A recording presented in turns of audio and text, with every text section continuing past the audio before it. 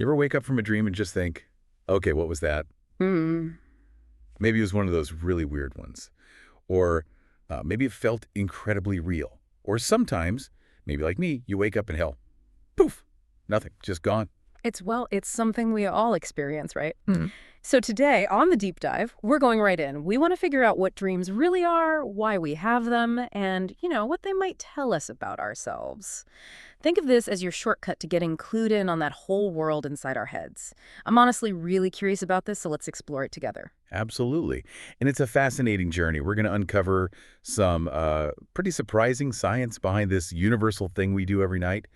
Might even change how you think about sleep and, well, your own mind. Let's shed some light on it. Okay, so let's start at the beginning. Dreams have always felt a bit mystical, haven't they? Like messages or something. But from a science perspective, what are they actually? How does the brain just make this stuff up while we're asleep? Well, fundamentally, dreams are these images, sounds, stories that our brain creates while we sleep.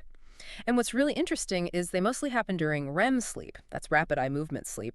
During REM, your brain isn't just off, it's incredibly active, almost like when you're awake, actually. The electrical activity is really high, almost mirroring wakefulness. And that's what generates these, well, complex narratives we call dreams. So scientifically, we see dreams as the brain processing things, memories, feelings, all the information from the day. It's like an internal filing system, sorting through everything. Wow, okay, so the brain's still hard at work. That kind of explains why dreams can be so random sometimes, right? Yeah. Like, you might dream about, I don't know, an old friend from school suddenly being in your office, having a meeting with your boss. Exactly. That mix-up is often the brain making new connections between different bits of information it's processing. It's not really messy, more like efficient in its own way, finding patterns, maybe clearing out temporary files. Makes sense. And there's another idea, too, quite compelling, actually. Some theories suggest dreams are like a rehearsal space. The brain practices how to deal with potential real-life situations, but, you know, without any actual risk. Like a simulator. So dreaming about giving that presentation I'm nervous about Hmm. might actually be helping. It could be, yes, like your brain running through it, helping you prepare mentally. Okay, that's a totally different way of thinking about sleep, not passive at all. Which brings us to the big question then. Hmm. Why? Why does the brain bother doing all this? What's the point of these nightly adventures? Right. And it seems there isn't just one single reason. It's likely multifaceted. Probably the most crucial one for just functioning day to day is organizing memories. Think of your brain like a librarian working the night shift. Dreams help it decide what experiences from the day are important enough to store long term. And at the same time, it's filtering out the junk, the unnecessary stuff, making space for tomorrow's information. Ah, okay. So it's deciding what to keep and what to toss. Pretty much. For example, you know how they say sleeping after studying helps? Well, if you study something before bed and then you dream about it, even in abstract ways, that might actually strengthen the memory. We call it memory consolidation. It's why sleep is so vital for learning. Dreams are part of that review and archive process. Like a mental defrag. That makes a lot of practical sense. And what about the emotional side? I've heard dreams are important for, like, processing feelings, almost like therapy. Yes, absolutely. That's the second key reason. Emotional healing, it's really quite profound. During dreams, particularly in REM sleep, the brain works through stress, fears, worries, the things you felt while awake. It's a safe space, almost, for your non-conscious mind, what people often call the subconscious, to sort of confront difficult emotions. But it does this without that intense emotional hit you'd get if you were awake and thinking about it. So that's why anxieties pop up a lot in dreams. Deadlines, difficult conversations, that sort of thing. Very often, yes. The brain replays these scenarios, maybe in a slightly altered way. It seems to help regulate emotions. It can kind of dial down the emotional charge of waking events over time. Helps build resilience, really. Wow. A nightly therapy session, no copay needed. Okay, so memory sorting, emotional healing. What's the third big purpose? The third one is fascinating. Dreams act as a kind of mental playground.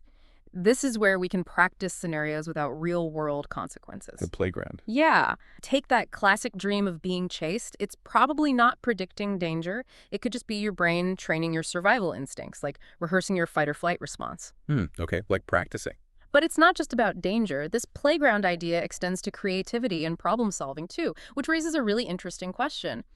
Can dreams actually spark new ideas? Can they? The research suggests yes, absolutely. Dreaming seems to boost creativity and help solve problems. There are countless stories, artists, scientists who claim they got breakthroughs from dreams. Really? How does that work? Well, the thinking is that during REM sleep, the brain makes more unusual connections between ideas. It's less constrained by waking logic. So you might stumble upon an insight, a solution, a new perspective that you just couldn't see when you were awake and thinking logically. It's like your brain is brainstorming without any filter. That is incredible. Processing, healing, practicing, and creating ideas. Our sleeping brain is busy. But, okay, speaking of dreams, why is it some people remember them in vivid detail, like a movie, and then others, like me sometimes, wake up and Gone. total blank? What's going on there? Yeah, that's a really common question. A lot of it seems to boil down to when you wake up. If you happen to wake up during or right after a REM cycle, you're much more likely to remember your dreams. Because, like we said, your brain is already quite active, closer to being awake, so the memory has a better chance of sticking. Okay, so timing is key. Definitely. But if you wake up straight from deep sleep, which is a state of much lower brain activity, well, the dream often just vanishes instantly. It's like the connection to your conscious awareness gets cut before the memory can transfer. Right. And I've also read somewhere that maybe your personality plays a part. Like people who are more imaginative or introspective during the day remember more. Is there anything to that? There does seem to be some correlation, yes. Some studies suggest people who spend more time, reflecting or engaging with their inner world tend to report better dream recall. It's like their waking mindset might make them more attuned to those nocturnal experiences, a sort of continuity, perhaps. Interesting. But it's not just personality. Other things definitely have an impact too. Stress levels, for example, certain medications, even drinking alcohol before bed can mess with dream recall. And on the flip side, things like keeping a dream journal can really boost recall, not because it makes you dream more, but because it trains your brain to pay attention right when you wake up. Ah, so you can train yourself to remember better? To some extent, yes. But maybe forgetting is important too. Some theories suggest forgetting helps clear out unnecessary information or emotional residue. Makes sense. Whether we remember or not, it's all part of the process. Okay, this leads us to maybe the biggest question of all. The one people have asked for centuries. Do dreams actually mean anything? Are they messages? Random brain static? What's the deal? Ah, the meaning question. Historically, of course, dreams were hugely significant. You had Freud, who famously called dreams the royal road to the unconscious. He thought they revealed our hidden desires, often in symbolic ways. Right, wish fulfillment and all that. Exactly. And then Carl Jung, he saw dreams differently, more as messages from a deeper sort of collective unconscious, using universal symbols or archetypes. Both of them strongly believed dreams offered vital insights if you could interpret them correctly. But what does modern science say now? Has that view changed with brain scans and stuff? It has shifted, yes. Modern neuroscience, looking at brain activity, often takes a more functional view. The suggestion now is often that dreams might not be specific coded messages or predictions in the way Freud or Jung thought. Instead, they could be more like a byproduct of the brain doing its nightly job processing memories, emotions, consolidating information. The story is just what emerges from that complex neural activity. The brain's sorting process creating a narrative, almost accidentally. So maybe less secret message, more brain noise. That's one way to put it, perhaps a bit simplified. It's very complex noise if it is. But yes, less emphasis on hidden symbolic meaning and more on the underlying brain function. Okay, but even understanding the science, it's hard to shake that feeling sometimes, isn't it?